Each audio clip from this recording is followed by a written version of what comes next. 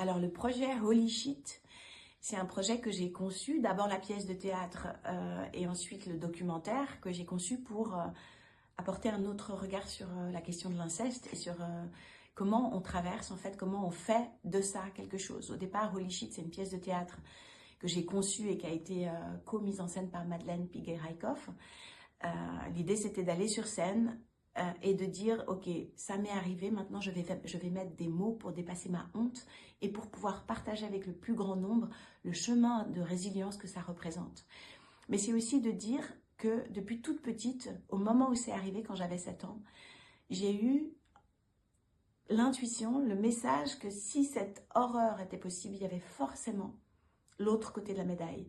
C'était tellement dur et tellement violent que je me suis raccrochée à l'idée toute ma vie que cette merde, eh ben, il y avait quelque chose de beau et de lumineux qui allait en ressortir. Et ça a été mon combat et mon chemin pendant toutes ces années, jusqu'à pouvoir prendre la plume pour écrire cette pièce de théâtre et ensuite en faire un documentaire réalisé par Sarah Perrig.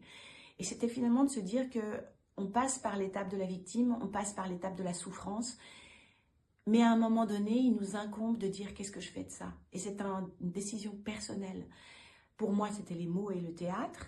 Et ça a été comme une renaissance, en fait, de voir que oui, c'est possible, d'être face au public et de ressortir de scène ou de la projection au cinéma et de sentir que les gens ont ressenti profondément l'élan de vie et les ressources qui sont forcément présentes en même temps que le drame. C'est concomitant, il y a toujours les deux en même temps.